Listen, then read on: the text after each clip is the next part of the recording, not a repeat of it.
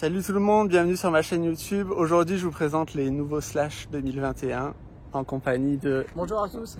Jonathan qui est responsable de la partie cycle à Intersport Le Luc, voilà, qui m'a permis d'avoir en exclu les nouveaux Slash, donc le nouvel enduro de chez Trek. Je vous invite à vous abonner à la chaîne Instagram et Facebook d'Intersport, je vous mets le lien juste ici. Bon, c'était aujourd'hui la sortie officielle donc, du nouveau Slash 2021. Donc on va vous présenter un petit peu les dernières nouveautés de ce nouveau vélo d'enduro, qui est vraiment une référence sur le secteur. Donc nouvelle géométrie, un tube de selle un peu plus redressé pour faciliter notamment le pédalage, parce que même si l'objectif est d'améliorer le vélo en descente, il ne faut pas oublier que pour atteindre les descentes, il faut quand même grimper et avoir un vélo efficace au pédalage.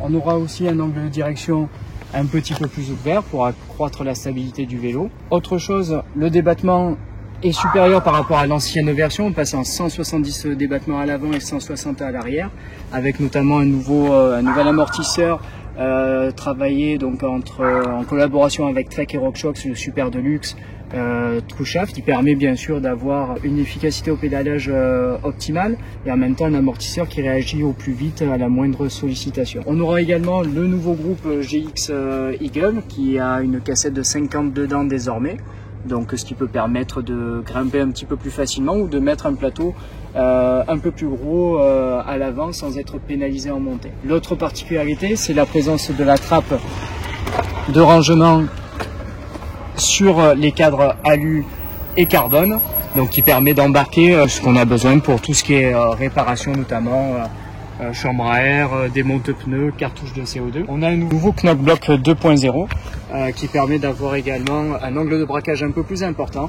Ici, ça vient bloquer la direction, ce qui protège effectivement le cadre des impacts de la fourche ou du cintre en cas de chute, ce qui est important. La protection sous le cadre ici remonte bien plus haut sur le tube diagonal.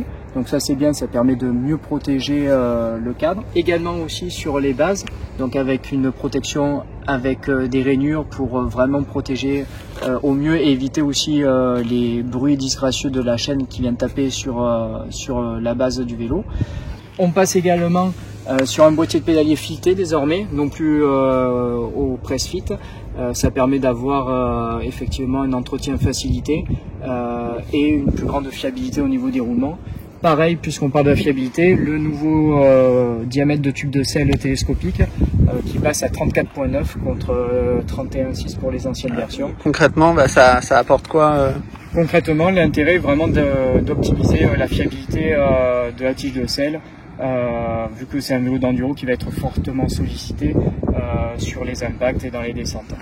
Au niveau du freinage, on va retrouver des freins 4 pistons sur toute la gamme.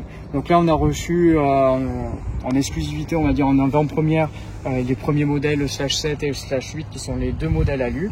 Il y a aussi les modèles carbone 9.7, 9.8 et 9.9, qui eux disposent des mêmes caractéristiques techniques, si ce n'est qu'on va aussi retrouver un équipement un peu supérieur, notamment sur le 9.8, où on va retrouver la nouvelle RockShox ZEB en fourreau de 38, pour avoir vraiment plus de rigidité au niveau du châssis.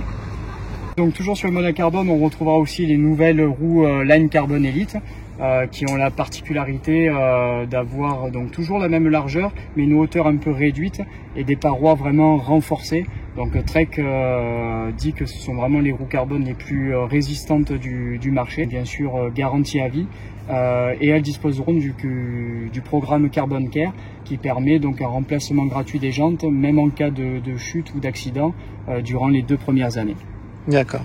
Et sur tous les modèles, alors, c'est monté en tubeless d'origine, hein, c'est ça? Voilà, tous les modèles ont d'origine, que ce soit alu ou carbone, 170 de débattement, 160 à l'arrière, la trappe de rangement également, donc toutes les petites nouveautés qu'on a dit, et bien évidemment les jantes tubeless et les freins 4 pistons, donc qui sont aujourd'hui monnaie courante pour une pratique enduro. Donc ici le Slash 7 qui va être donc la première version du Slash cette année, donc cadre aluminium. Il sort à 2 999 €, ce qui fait un prix très bien placé compte tenu de toutes les évolutions qu'il y a eu au niveau technologique, au niveau du cadre géométrique. Donc on retrouvera une Yari devant et un amortisseur RockShox Deluxe à l'arrière. On garde donc bien sûr le groupe NX Eagle qui a déjà fait ses preuves et qui est déjà très fiable pour cette gamme de tarifs. On aura également les freins SRAM Guide T en 4 pistons et les roues Line Comp 30 donc de chez Bontrager en tubeless, donc ce qui permet déjà d'avoir un premier accès à ce vélo d'enduro et déjà avoir quelque chose qui puisse satisfaire de nombreux amateurs d'enduro. Après, juste au-dessus, cette année, on a le Slash 8 qui lui conserve le même cadre avec des coloris donc différents. Il y a d'autres coloris aussi au catalogue. Donc là, ce qui s'améliore, ça va être notamment la RockShox devant, la Lyric qui permet de monter un petit peu en gamme. Le Super Deluxe, on en a parlé tout à l'heure, avec le True Shaft, qui permet d'avoir un amortisseur vraiment bien plus travaillé que ce que l'on retrouve encore sur la gamme RockShox qui a été fait en collaboration avec Trek. Le nouveau SRAM GX Eagle, donc qui permet de bénéficier d'un groupe un petit peu plus fiable et de la nouvelle cassette taillée dans la masse en un bloc en 52 dents. Et on retrouvera des freins SRAM Code Air toujours en 4 pistons et qui permettent de monter un petit peu en gamme aussi au niveau du freinage. Merci d'avoir regardé cette vidéo. Je vous invite à vous abonner à ma chaîne et à activer la cloche. Merci à Jonathan pour cette présentation des nouveaux Slash. Si vous avez des questions, n'hésitez pas à les poser en commentaire, j'essaierai de vous y répondre. Et moi, je vous dis à bientôt pour une prochaine vidéo. Allez, salut!